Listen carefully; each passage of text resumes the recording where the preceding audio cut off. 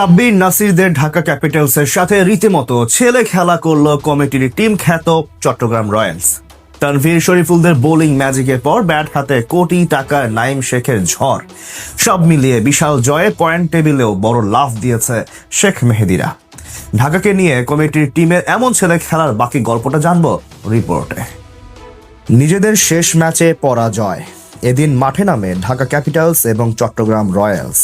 সবশেষ সিলেট টাইটান্সের বিপক্ষে 6 রানে হেরে গেলেও শামীম পাটোয়ারির অনবদ্য পারফরম্যান্স ঢাকার সমর্থকদের ম্যাচ হারের দুঃখ মলিন করেছিল। সেই ধারাবাহিকতায় অপরিবর্তিত একাদশ নিয়ে মাঠে নেমেছে রাজধানীবাসীর প্রতিনিধিরা। টসে জিতে ক্যাপিটালসদের ব্যাটিংয়ে আমন্ত্রণ জানায় বন্দর নগরীর অধিনায়ক শেখ মেহেদী হাসান। ক্যাপ্টেনের সিদ্ধান্তকে প্রথম ওভারেই শতভাগ সঠিক প্রমাণিত করেন পেসার শরীফুল ইসলাম। ঢাকার দুই ওপেনার সাইফ হাসান এবং আফগান জুবাইদ আকবরীকে প্রথম বল থেকেই বেশ অসুবিধায় ফেলতে থাকেন শরীফুল। সেই ওভারের শেষ বলে বড় শট খেলতে গিয়ে লেগ বিফোরের ফাঁদে ফেলে পড়েন টি-20 স্পেশালিস্ট সাইফ হাসান। পাকিস্তানি ওসমান খানকে সাথে নিয়ে প্রতিরোধ গড়ার চেষ্টা চালাতে থাকেন ওপেনার আকবরী। তবে ইনিংসের পঞ্চম ওভারে আবারও ঢাকা শিবিরের দুঃস্বপ্ন হয়ে আসেন যুব বিশ্বকাপ জয়ী পেসার শরীফুল। আকবরীকে ফেরান মকিদুল ইসলাম মুগ্ধের তালুবন্দি করে। পাওয়ার প্লে শেষে ঢাকার সংগ্রহ দাঁড়ায় 2 উইকেট হারিয়ে 38 রান। শুরু থেকে অগোছালো ঢাকা ক্যাপিটালসের সেট ব্যাটার উসমান খানকে প্যাভিলিয়নের পথ দেখান দেশের আলোচিত স্পিনার তানভীর ইসলাম।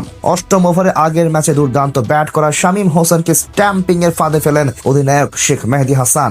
নিয়মিত বিরতিতে উইকেট হারানো ঢাকা তাদের অধিনায়ক মিথুন এবং তারকা ক্রিকেটার সাব্বির রহমানের উইকেট হারায় নবম এবং দশম ওভারে। 10 ওভার শেষে ঢাকার স্কোর বোর্ড দাঁড়ায় 6 উইকেটের বিনিময়ে 55 রান। তানভীর ইসলামের শেষ ওভারে ইমাদ ওয়াসিমকে স্ট্যাম্পিং করে ইতিহাসের সাক্ষী হয়ে যান ইংলিশ উইকেট কিপার অ্যাডাম রাশিংটন।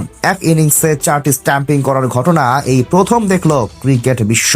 তবে শেষ দিকে নাসির হোসেন এবং মোহাম্মদ সাইফুদ্দিনের 36 বলে 48 রানের পার্টনারশিপে দলীয় 100 রান অতিক্রম করে ঢাকা ক্যাপিটালস। 122 রানে অল আউট হওয়ার দিনে সর্বোচ্চ 33 রানের ব্যক্তিগত ইনিংস খেলেন বামহাতি অলরাউন্ডার সাইফুদ্দিন।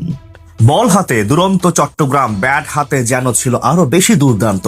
দুই ওপেনার মিলে পাওয়ার প্লেতে সেট করে ম্যাচের টোন। পাওয়ার প্লেতে বিনা উইকেটে তাদের সংগ্রহ দাঁড়ায় 47 রানের। কোটি টাকার নাইম শেখ ব্যাট হাতে যেন বোঝাচ্ছিলেন কেন নিলামে তাকে কিনতে এত খরচ করেছে দলটি। সেই সাথে ইংলিশ ক্রিকেটার রাসিংটনও কম যাননি। ঢাকার বোলারদের সাথে ছেলে খেলায় মেতে ওঠে বন্দর নগরীর দলটি। যদিও ইংলিশ এই ব্যাটারের ক্যাচও মিস করেছে ঢাকার ফিল্ডাররা।